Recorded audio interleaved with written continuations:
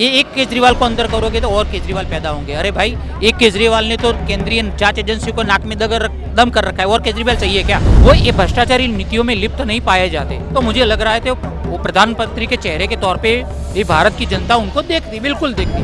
बस केजरीवाल की एक ही दिक्कत है, संविधान से ऊपर और ये अदालतों से ऊपर अपने आप को मानते हैं। सच्चाई बता रहा हूँ, बीजेपी देश की दुश्मन नंबर 1 पार्टी। मुझे तो मोदी जी अच्छे लगते हैं कि अगर वो ये भ्रष्टाचारी नीतियों में लिप्त नहीं पाए जाते तो मुझे लग रहा है तो वो प्रधानमंत्री के चेहरे के तौर पे ये भारत की जनता उनको देखती, बिल्कुल देखती। वहाँ तक तो उन्होंने एक टीआरपी बढ़ा ली थी। मुझे लग रहा है अब उनका राजनीतिक करियर का बिल्कुल समाप्ति है, एंड मोमेंट चल रहा है। आपको क्या लगता है सिकंजा के टाइट होता जा रहा है? बिल्कुल, देखो केजरीवाल की वो केजरीवाल क्या है, वो केंद्रीय जांच एजेंसी कई बार सवाल उठा ले अदालत पे। अरे आप जिम्मेदार व्यक्ति हो, क्यों सवाल उठाते हो? आज तक अमित शाह भी होम मिनिस्टर थे गुजरात के, तब साबरमती जेल में उनको भी रहना पड़ा था, जो आज भारत के गृह मंत्री है, होम मिनिस्टर है। तो ईडी ने, सीबीआई या जितनी केंद्रीय जांच एजेंसी किसी को नहीं बख्शा। तो क्या केजरीवाल अलग खित की मूली है?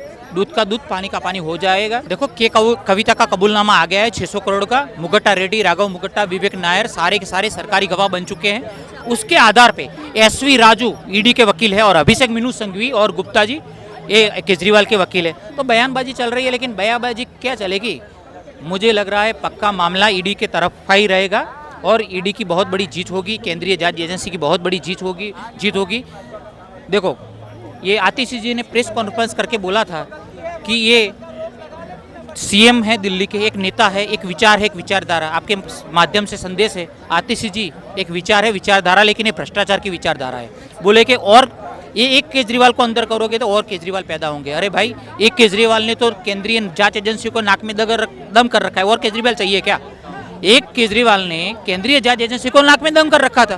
तो केजरीवाल जितने सातिर इंसान है और इतने होशियार पॉलिटिशियन इतने एक कम है क्या?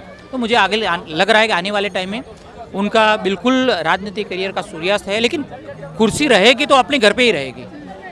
क्यों? आम आदमी पार्टी नेताओं का कहना है कि मतलब जहां अभी मनीष सिसोदिया के संजय सिंह जी यहाँ पे केजरीवाल के यहाँ पे रेड पड़ी, लेकिन वहाँ से अभी कुछ नहीं मिला।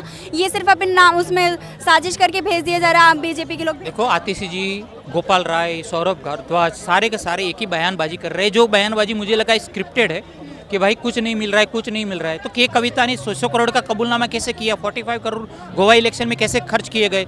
पूरा पुख्ता सबूत है। ईडी किसी को भी ऐसे उठा के सबूत दिखाया क्यों नहीं जा रहा है? अरे एसवी राजू ईडी के जो अभी कर रहे हैं, हर एक न्यायिक प्रक्रिया होती है, क्योंकि कोई भी न्यायिक प्रक्रिया में टाइम लगता है। तो सारे का सारा उजागर होगा, क्यों नहीं होगा? आने वाले टाइम में होना है, और नहीं होना तो ईडी क्यों उनको? अरे prevention of money laundering act, PMLA act के तक 9 समझ के बाद भी वो नहीं जाते, 10वें समझ से सम्मान के साथ तो लाए गए। केजरीवाल की एक ही दिक्कत है, वो अपने आप को संविधान से ऊपर, केंद्रीय जांच एजेंसी से ऊपर मानते हैं। बस केजरीवाल की एक ही दिक्कत है, संविधान से ऊपर और ये अदालतों से ऊपर अपने आप को मानते हैं। बस यही उनकी दिक्कत है, और अपने आप को सबसे ज़्यादा क्लेवर पॉलिटिशियंस मानते हैं, इसलिए वो अपने ही चक्रव्यूह में, अपनी रणनीति में फंस गए। जो है, जो आरोप लगाते जा रहे हैं हर वक्त हमेशा के बीजेपी की वजह से कि बीजेपी ही हमें साजिश करके भेज रही है। सच्चाई बता रहा हूँ, बीजेपी देश की दुश्मन नंबर 1 पार्टी है। ये इन्होंने देश का लोकतंत्र खत्म करने के इरादे में है। 24 के बाद हम आप सब मिलके आपको भुगतान करना पड़ेगा, चाहे आज आप अंधे भगत बन जाओ बीजेपी के, लेकिन वो दिन दूर नहीं जिस दिन सबकी बनती। ये किसी को नहीं छोड़ने वाले। ये लोकतंत्र खत्म करने के इरादे में पड़े, ये संविधान खत्म करने के इरादे में बैठे हुए हैं। ये 24 में अगर ये मोदी आएगा, ईवीएम मशीनें हैक की हुई है, निष्पक्ष जांच क्यों नहीं चुनाव करवाते? बैलेट पेपर से क्यों नहीं करवाते? केजरीवाल जी जो हैं अभी इतने ही सच्चे हैं, तो 9 समन जो उनको भेजा गया उस टाइम पे एक बार भी क्यों नहीं गए वो ईडी से मिलने? जब वो आरोपी नहीं थे तो वो क्यों जाएंगे? 9 समन भेजा गया है सर, और एक बार तो जाना चाहिए होता है कि अगर आपके पास भी कोई केस आता है तो आप जाएंगे ना। ठीक है, तो अभी जो कांग्रेस का वाड्रा है, जिसका साबित भी हो गया, उसको जेल कहाँ हुई? वो मोदी जी का कौन लगता है? दामाद है। वाड्रा कौन है? वाड्रा का नाम सुना है आपने? जिसका 600 करोड़ का आरोप साबित हो चुका है और वो आज भी बाहर है। तो वो मोदी जी का रिश्तेदार है, दामाद है, कौन है?